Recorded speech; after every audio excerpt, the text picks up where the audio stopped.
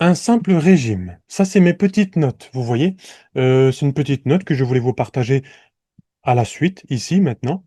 Un simple régime, riche en protéines soufrées, viande maigre, œufs, légumineuses, fruits, légumes colorés, oléagineuses et crucifères, couvre la plupart des besoins.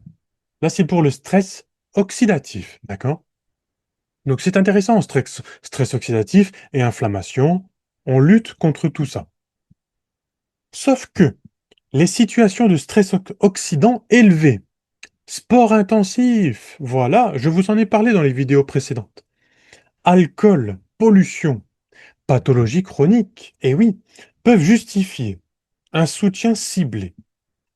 Donc, c'est-à-dire des interventions nutritionnelles avancées. Pas de médicaments ici entre nous. C'est possible, mais il faut, là, c'est un niveau supérieur d'intervention avancée que bien sûr la nutrition fonctionnelle accepte, d'accord, en collaboration avec la médecine plutôt classique que on connaît, d'accord? N-acétylcystéine, on peut retrouver ça en complément alimentaire ou dans l'alimentation, d'accord? Sélénium, les noix du Brésil du coup. B-complexe, c'est-à-dire un multivitamine de complexe B, très intéressant. Mais encore une fois, là, on parle de complément alimentaire, donc d'intervention nutritionnelle avancée. Pourquoi avancée? Parce que euh, c'est le cycle 2 de la nutrition fonctionnelle. Alors que le cycle 1, on va déjà commencer par avoir une alimentation améliorée, comme on peut dans notre mode de vie. D'accord? Acide alpha lipoïque, le roi des antioxydants, sous contrôle professionnel. Oui, c'est mieux.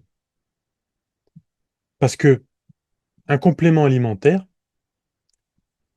ça se respecte. Parce que ça joue littéralement, littéralement sur notre santé.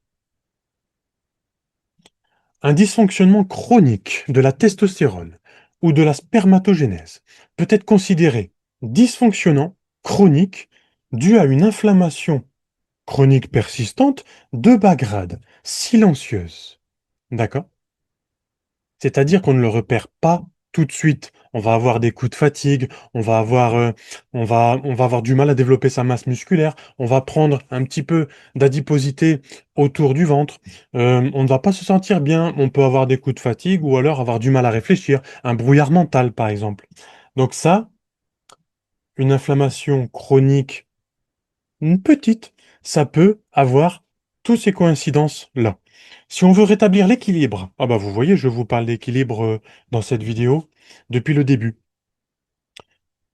Pour avoir une bonne production de testostérone ou de spermatogénèse, bien sûr, il est bon d'adopter une nutrition anti-inflammatoire et antioxydante, tout simplement remplie de vitamines et de minéraux. Ah bah il est marqué là. Une nutrition fraîche, naturelle et vraie de la viande, des œufs, des fruits, des légumes, pour faire le plein de vitalité. Nous pouvons aussi viser un traitement plus spécifique, les interventions avancées, qui boostent le glutathion, soit le sélénium, acide alpha-lipoïque, N-acétylcystéine, zinc, vitamine C, B3, B2 et toute autre substance qui est, qui peut booster cette molécule qui est notre antioxydant universel. Oui, le glutathion, c'est l'antioxydant universel parce qu'il est partout. Et c'est celui-là qu'on va aussi booster. C'est cette molécule aussi qu'on va booster avec tous nos vitamines et nos minéraux que l'on peut accumuler.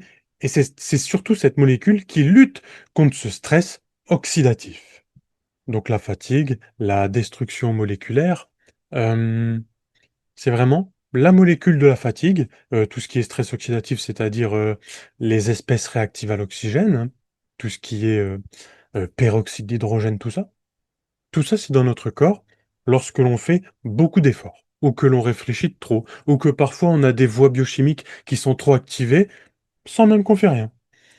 C'est juste que des fois, notre corps ne répond pas comme on le voudrait. Heureusement, on a un corps très intelligent. Et donc, pour finir cette partie du voyage de la testostérone, un petit dernier diapo ici qui vous montre qu'on n'a pas forcément besoin de grosses interventions, en tout cas dans certains cas précis. Le fait simple de baisser l'alimentation inflammatoire et de monter, à l'inverse, l'alimentation anti-inflammatoire va produire une meilleure sécrétion, une meilleure production de testostérone.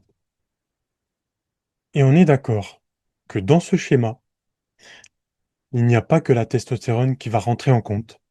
C'est aussi une amélioration de beaucoup, énormément de facteurs de santé qui sont régulés par notre nutrition. Gardez la forme. À bientôt.